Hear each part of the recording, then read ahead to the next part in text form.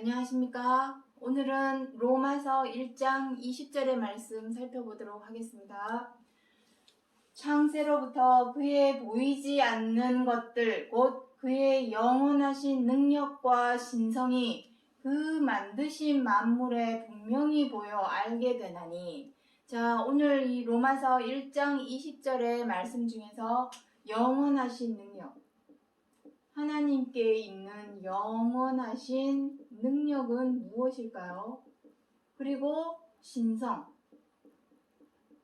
자, 이 두 가지에 대해서 살펴보도록 하겠습니다. 신성은 무엇입니까? 신의 성품. 신에게, 하나님께 있는 성품을 의미합니다. 신의 성품. 사람도 저마다 성품이 있죠. 아우, 저 사람 참 성품이 좋아. 우리 이런 말을 잘 하죠. 그런 것처럼 하나님께도 성품이 있습니다. 그럼 그 성품이 무엇인지를 알아야 합니다. 왜냐하면은 이 영원하신 능력과 신의 성품이 우리 왜 노래도 있죠. 엄마 손은 얼룩소 엄마 닮았네. 자식은 부모를 닮도록 되어 있습니다. 우리가 하나님의 지으심을 받은 자라면 당연히 하나님의 성품을 닮아야 되겠죠. 그리고 그 영원하신 능력 또한 우리 사람의 속에 있어야 되겠죠. 여기에 보시면은 그 만드신 만물에 분명히 보여 알게 되나니. 자, 이 세상에 존재하는 모든 만물의 영장은 무엇입니까? 만물의 영장. 최고, 장. 최고가 누구입니까? 사람입니다. 사람 속에 이미 다 보여놓았습니다. 이 세상 모든 만물은 말할 것도 없거니와, 하지만 하나님께서 제일 첫 번째 관심사는 당연히 무엇이겠습니까? 만물의 영장인 사람입니다. 사람 속에 하나님의 영원하신 능력과 또 하나님의 그 신의 성품을 이미 다 넣어 놓았습니다. 하지만 사람이 어떻게 됐습니까? 내 뜻대로, 내 마음대로 하고 싶어하는 욕심이 들어가서 하나님의 뜻대로, 하나님의 최고한 계명인 서로 사랑하라 하시는 말씀대로 지켜 행해야 되는데, 미우면 어떻게 합니까? 미워도 사랑해야죠. 근데 내 뜻대로 하려다 보니까 미우니까 미워하고, 뜻대로 안 되니까 분노하고, 마음대로 안 되니까 비방하고, 못마땅하니까 함부로하고 갑질하는 죄와 악을 행하게 된 것입니다. 그것은 신의 성품이 아니죠. 자, 첫 번째, 두 번째. 자, 이 하나님의 영원하신 능력은 무엇이고 신의 성품은 과연 무엇인가? 일단 먼저 답을 드리겠습니다. 영원하신 능력. 이 세상에 영원한 것이 있습니까? 없습니다. 눈을 씻고 찾아봐도 이 세상에 영원한 것은 없습니다. 다만 전도서 3장에 보시면 하나님께서 사람에게 영원을 사모하는 마음, 전도서 3장에 기록하고 있습니다. 몇 절인지는 지금 기억이 안 나는데 전도서 3장에 읽어보시면 앞부분에 나옵니다. 3장에 보시면 사람에게 영원을 사모하는 마음, 영원을 사모하는 마음을 주셨다 했습니다. 하지만 시종일관 하나님의 하시는 일은 사람으로 하여금 모르게 했다라고 기록을 하고 있죠. 자, 어쨌든 영원을 사모한다 하는 이 영원, 이 세상에 영원한 것은 무엇이 있을까요? 여기에는 없고 우리가 지금 살아가는 세상에서는 영원한 것은 지금 없습니다. 성경 66권 하나님의 말씀 안에서 찾아보니 영원한 것이 딱 하나가 있죠. 무엇입니까? 영원, 무궁한 생명, 무한한 생명. 끝이 없는 거죠. 무한한 생명. 이것이 바로 생명입니다. 생명. 하나님께 있는 영원하신 능력은 바로 생명을 의미합니다. 생명. 이 생명, 이 영원 무한한 이 생명은 지금 우리가 살고 있는 100세의 생명하고는 차원이 다릅니다. 우리가 하루살이를 보면은 하루살이가 오래 살면 일주일도 산다고 합니다. 여하튼 뭐 일주일이 됐든 2, 3일이 됐든 우리가 100세 지금 인생으로 하루살이를 봤을 때는 생명의 가치조차도 느낄 수가 없는 것처럼 영원 무궁한 생명에 있어서 우리의 100세 인생은 하루살이와 다름이 없습니다. 생명의 축에도 들어갈 수 없습니다. 그 생명, 어쨌든 100세 인생이라도 100세의 생명이라도 누려보려고 아웅다웅 우리는 그 100세 동안 어떻게 하면 잘 살아볼까? 어떻게 하면 즐겁고 재미나게 살아볼까? 어떻게 하면 편하게 살아볼까 해서 다들 성공 가도를 열심히 달리고 있습니다. 하지만 영원하신 능력이라고 하는 이 생명을 얻기 위해서는 우리가 과연 어떻게 하여야만이 이 영원하신 능력에 우리가 들어갈 수 있는 것일까요? 만물에 분명히 보여 알게 되나니 했습니다. 그렇다면 이미 하나님께서 우리에게 그 영원하신 능력이라고 하는 생명으로 들어가는 그 길을 보여주셨다는 것입니다. 보여 알게 되나니 보여주셨다는 것입니다. 언제 보여주었을까요? 보여준 적이 있습니다. 이따가 이제 자세하게 설명을 드리도록 하겠습니다. 그리고 두 번째, 신성, 신의 성품. 아까도 말씀드렸지만 사람에게는 다 성품들이 있습니다. 다 좋은 성품만 갖고 있으면 좋겠지만 나름 다 뾰족뾰족한 까칠한 성품도 다 가지고 있죠. 예민한 부분들, 사람마다 민감하게 반응하고 예민하게 반응하는 그러한 부분들이 다 있습니다. 또 어떤 사람에게는 아주 쉬운 일인데도 어떤 사람에게는 정말 산을 넘는 것 같이 어려운 일도 있기 마련입니다. 그것은 다 성품 때문이죠. 중요한 것은 우리가 지금 이 시간에 알고 싶은 것은 신의 성품은 과연 무엇인가 하는 것입니다. 자, 요거는 1번 내용입니다. 요거는 1번 내용. 1번. 자, 2번. 신의 성품. 자, 신의 성품은 무엇입니까? 신의 성품. 하나님께 있는 성품은 무엇일까요? 딱 하나밖에 없습니다. 뭐 2개도 아니고 3개도 아니고 딱 하나입니다. 하나님의 성품은 요한일서 4장에 보시면 기록해 놓았습니다. 지금 몇 절인지는 기억을 못합니다만 여러분들이 영상이 끝나면 전도서 3장하고 요한일서 4장을 꼼꼼하게 한번 읽어보시기 바랍니다. 요한일서 4장에 보면 무엇이라고 기록을 해 놓았냐면 하나님은 사랑이시라. 자, 여러분 수학 시간에 다 배웠죠? 같다. 1 더하기 1은 2. 1 더하기 1은 2입니다. 그런 것처럼 하나님은 사랑이십니다. 사랑. 이 부분은 지우도록 하겠죠. 해야 되겠습니다. 그래야 좀 더 공식적으로 보이겠죠.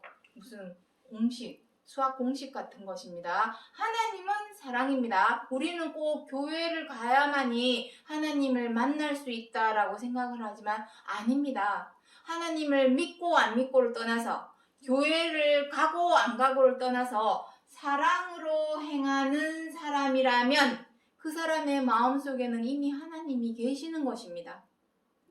꼭 어디를 가야 되는 것이 아니라 하나님은 이 지구상에 없는 곳이 없죠.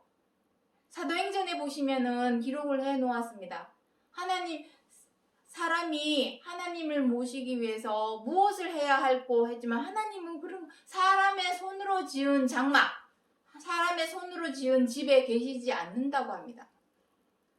하늘은 나의 머리요 땅은 나의 발등상이니라. 그렇게 기록을 하고 있습니다. 이 세상 모든 곳에 공기처럼 우리가 숨을 쉬는 공기처럼 하나님은 존재하고 계시죠. 무엇으로 할 때? 사랑으로 행할 때. 왜냐하면 사랑으로 행하는 이것이 바로 신의 성품이기 때문입니다. 이것이 신의 성품. 이거밖에 없습니다. 하나님께는 이 신의 성품밖에 없습니다. 그렇다면 우리 사람, 만물의 영장인 우리 사람이 정말로 하나님을 닮아야 한다면 우리 사람에게도 무엇만 있어야 되겠습니까? 사랑으로만 행하는 것밖에, 사람이 꼴 사랑이 되어야 되겠죠. 원칙적으로 하자면 우리가 하나님께로 지음을 받았으니 당연히 하나님을 닮아야 되겠죠. 닮아야 한다면 사람 역시 하나님이 사랑이시니 사람도 사랑이 되어야 맞겠습니다. 하지만 사람은 사랑으로 행하기보다는 어떻게 할 때가 더 많습니까? 그냥 미우면 거침없이 미워하고, 뜻대로 안 되면 서슴지 않고 분노를 표출을 하고, 마음에 안 들면 거침없이 비방하고, 못마땅해지면 서스럼 없이 함부로 하고 갑질하는 죄와 악으로 행하기가 더 쉬웠던 것이죠.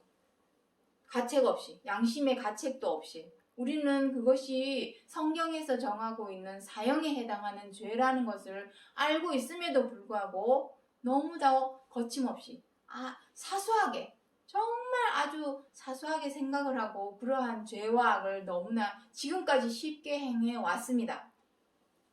하지만 우리가 이제는 영원하신 능력과 신의 성품을 이제 알았다면 더는 죄와 악의 종로를 타지 말고, 거기에 얽매여서 이끌려 다니지 말고, 거기에서 벗어나서 사랑으로 행하는 자가 되어야 한다는 것을 이제는 기억을 하셔야 한다는 것입니다. 자, 이제 본격적으로 영원하신 능력이 어디에서 나타나는가? 분명히 보여 알게 되나니 했습니다. 어디에 보여주셨는가?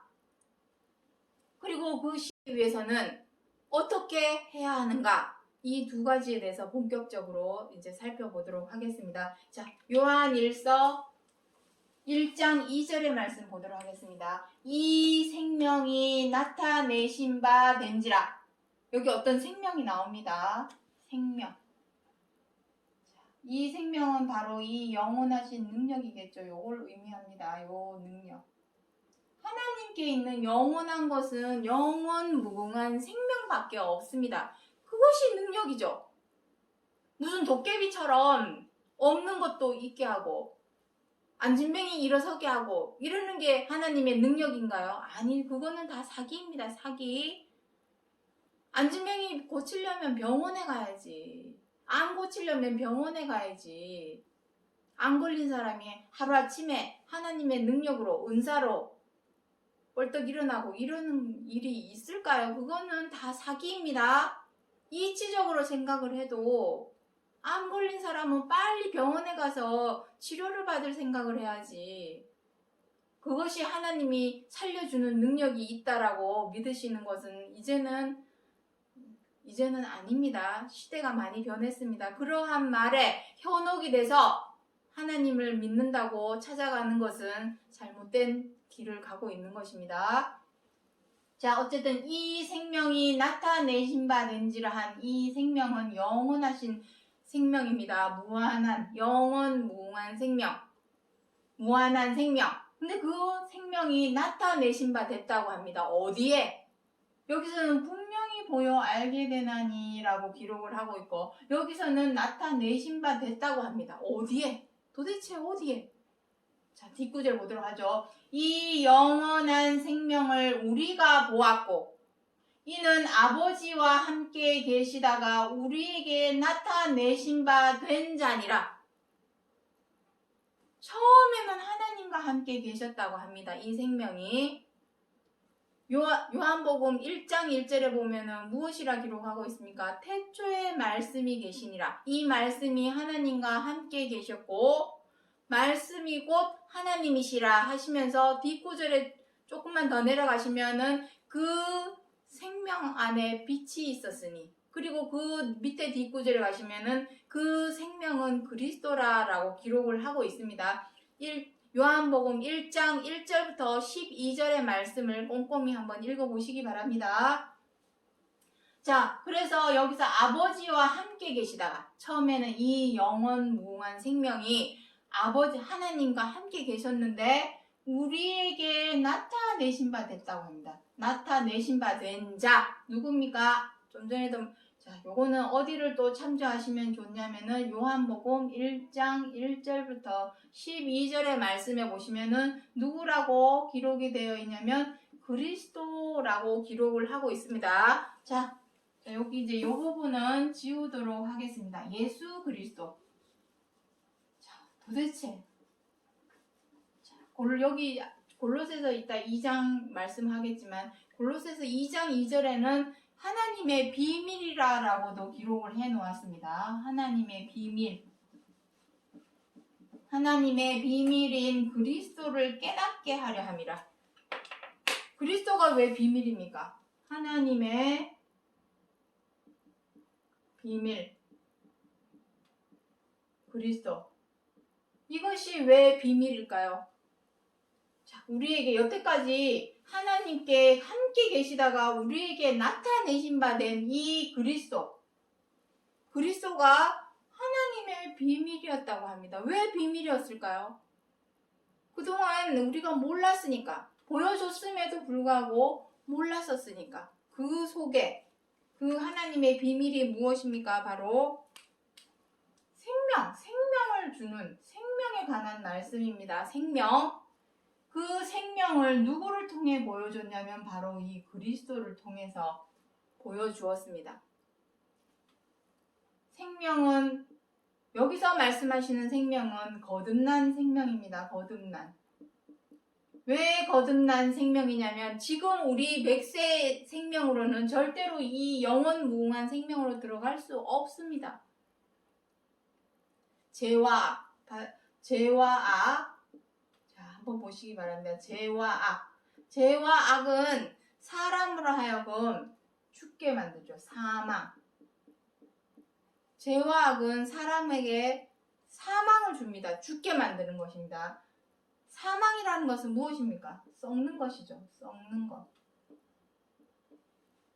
하지만 생명이라고 하는 것은 자, 생명은 이따가 또 말씀드리겠지만 자, 생명은 썩지 않는 것이죠. 썩지 않는 것. 생명으로 들어가기 위해서는 반드시 거쳐야 하는 절차가 있습니다. 지난 시간에, 지난 영상에 보시면은 다 말씀드린 내용입니다. 자, 히브리서, 자, 파란색으로 하겠습니다. 여기랑 겹쳐지니까. 자, 히브리서 5장 7절부터 9절에 보시면 무엇이라 기록하고 있습니까?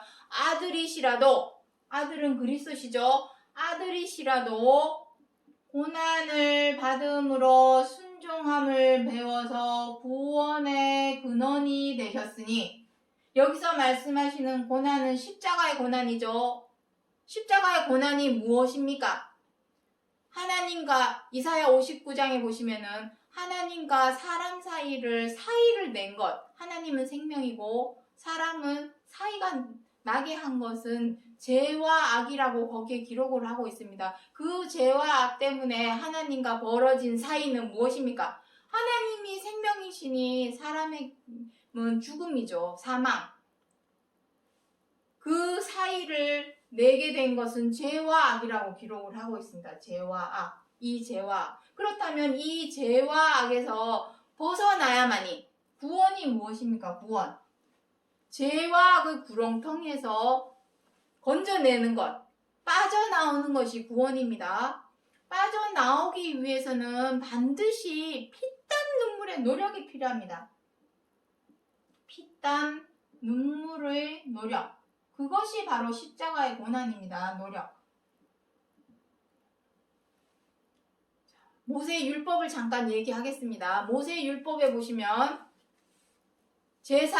사람들이 자꾸만 죄를 짓고 악을 행하니까 죄인임을 악인임을 깨닫게 하시고 그 죄와 악을 용서받게 하시고 죄사함을 얻게 하시려고 제사와 제사상을 올리게 했습니다. 그 제사상에 올리는 희생제물에 반드시 피 없이는 죄사함이 없느니라.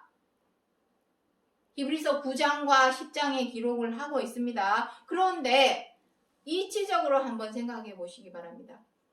사람이 죄를 지었는데 마음과 생각의 죄와 악으로 인하여 손과 발로 죄를 지었는데 입으로 죄를 짓고 손으로 죄를 짓고 발로 밟아서 죄를 짓고 그러한 사람의 마음에서 비롯된 그 죄가 짐승, 동물에 피 뿌렸다고 그 죄가 사라질까요? 그 희생제물이 오늘날에는 예배와 헌금인데 예배와 헌금을 드린다고 해서 마음에 지은 이 마음에서 비롯된 죄와 악이 없어지고 사라질까요? 아니죠. 실질적인 노력, 그것이 피입니다. 진짜 피, 짐승의 피로 우리의 죄가 사하여지고 죄사함이 생기는 것이 아니라 진짜 피, 이 피는 노력입니다. 노력. 그리스도께서 흘리신 피, 그 피는 노력입니다. 고난. 죄와 악에서 벗어나기 위한 피땀 눈물의 노력, 이 피, 그 노력이 바로 십자가의 고난입니다. 그 고난을 통하여 이겨내야만이 죄와 악에서 벗어날 수 있겠죠. 벗어나야만이 순종을 할 수 있습니다. 무엇에? 히브리서 10장 7절부터 9절에 보시면 그 후로 말씀하시기를 내가 아버지의 뜻을 행하러 왔나이다. 뜻을 행하러 왔다라는 것은 무엇입니까? 순종이죠. 아버지의 뜻은 무엇입니까? 서로 사랑하라. 여기 답 나옵니다. 사랑입니다. 사랑으로 행할 때, 왜냐? 신의 성품이 사랑이기 때문에. 하나님께 있는 성품은 오직 하나, 사랑밖에 없습니다. 하나님 이꼴 사랑입니다. 사랑 이꼴 하나님입니다. Love is God. God is love. 오직 사랑입니다. 그 사랑으로 행하기 위해서는 반드시 앞서서 선행되어야 할 절차가 무엇이냐면 죄와 악을 우리의 몸과 마음, 생각과 마음에서 제하여 버려야 합니다. 제하여 버림에 있어서 모세 율법처럼 짐승에 피 뿌린다고 되지를 않습니다. 절대로. 돈 몇 푼 교회에 낸다고 해서 절대로 내 죄가 사라지는 것이 아닙니다. 그것은 장차 올 온전한 차명상. 온전한 차명상은 이것이죠. 죄와 내 피땀 눈물의 노력. 이것이 온전한 차명상입니다. 피땀 눈물의 노력. 이것이 온전한 차명상. 온전한 차명상이 바로 피땀 눈물의 노력. 정말 피를 쏟아낼 것 같은 노력. 짐승의 피 말고 헌금 몇 푼 말고 실질적으로 내가 노력을 해야 합니다. 현실적으로 삶 속에서 생활 속에서 내가 노력을 해서 진짜 피를 쏟는 듯한 노력을 통해서 죄와 악을 내 몸과 마음에서 제하여 버리려고 노력을 하는 그것이 진짜 온전한 차명상이지. 모세율법은 그림자입니다. 초보적이고 부분적인 그림자입니다. 짐승의 피로 한다고 어떻게 내 죄가 사라지겠습니까? 그것은 온전한 차명상이 올 때까지 우리들을 율법 아래 맡겨둔 것뿐입니다. 이제 온전한 차명상을 누군가 알려주고 있다면 율법 아래서 행하던 그림자 껍데기로 행하던 것에서 이제는 벗어나야죠.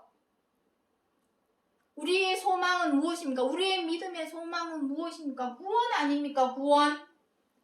우리가 여태까지 10년, 20년, 30년, 40년 모태신앙을 가지고 하나님을 그리스도를 믿어온 이유가 무엇입니까?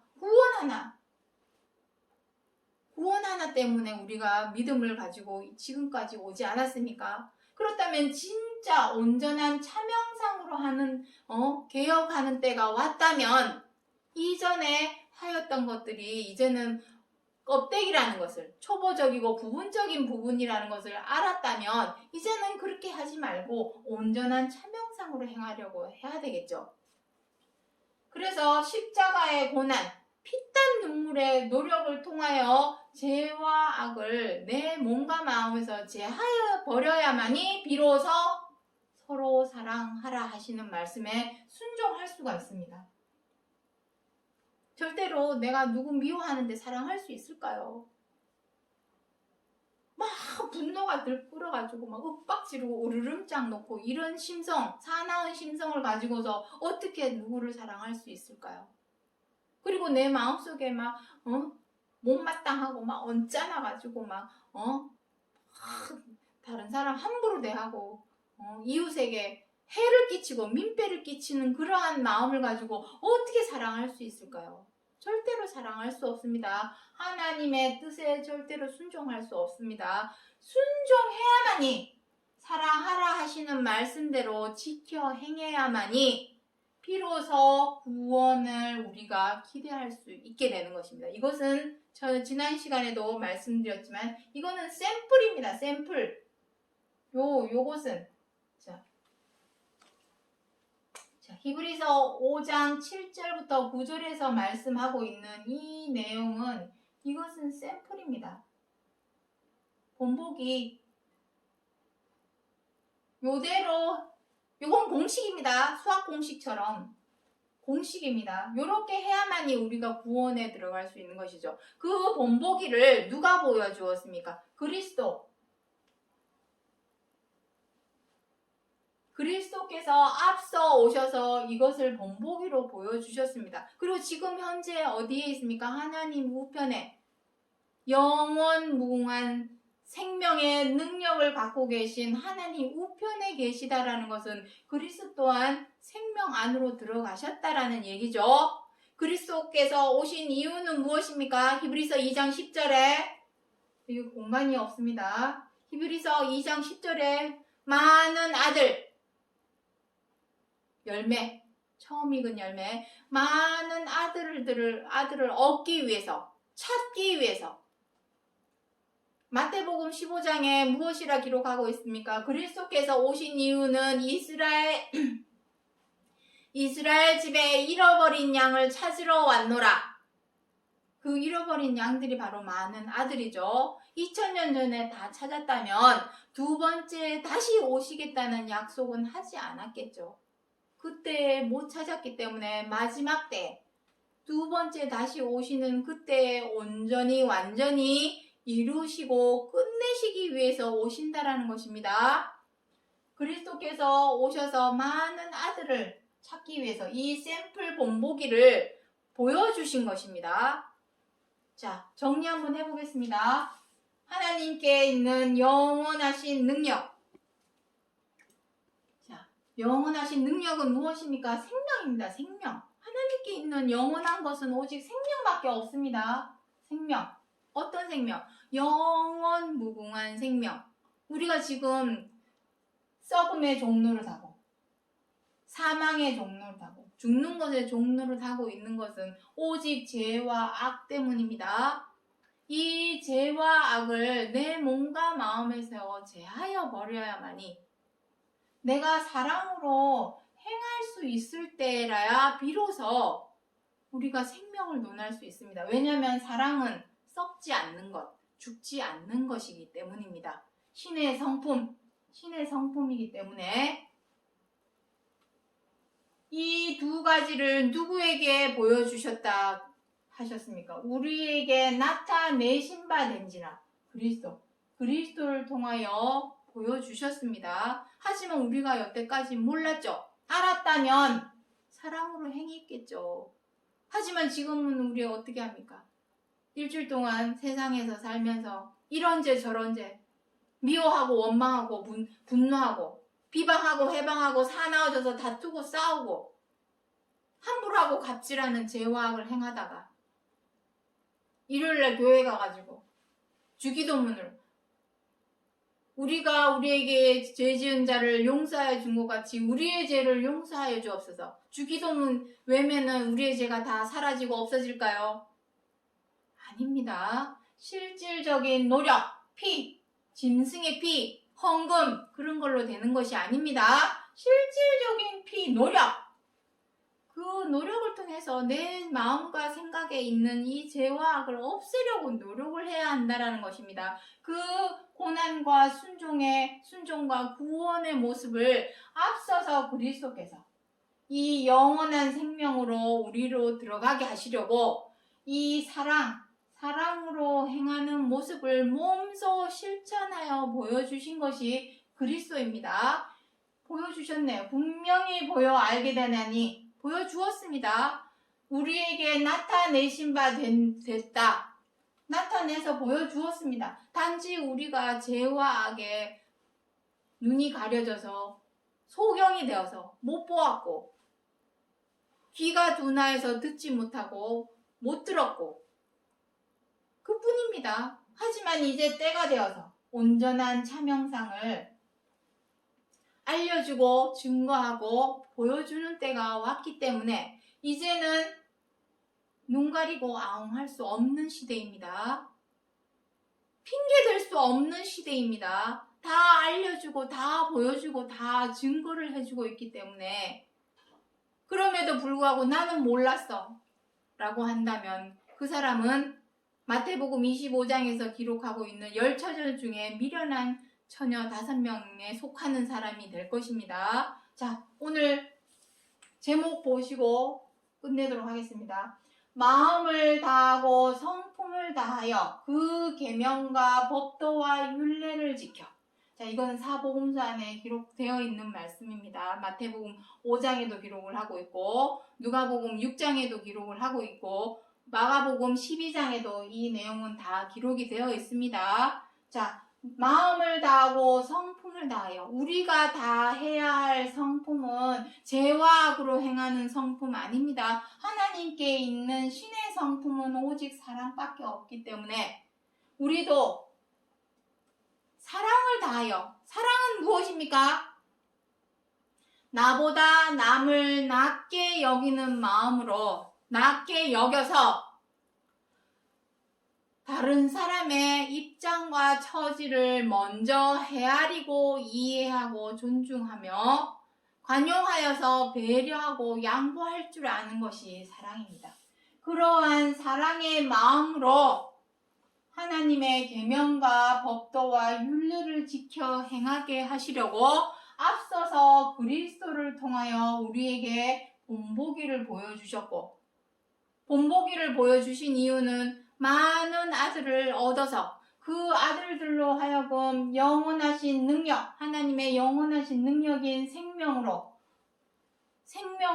사망이 아닌 생명으로 들어가게 하시려고 우리에게 나타내 보여주신 것이라는 것을 기억해 주시기 바랍니다. 오늘 여기까지 하고 마치겠습니다. 감사합니다.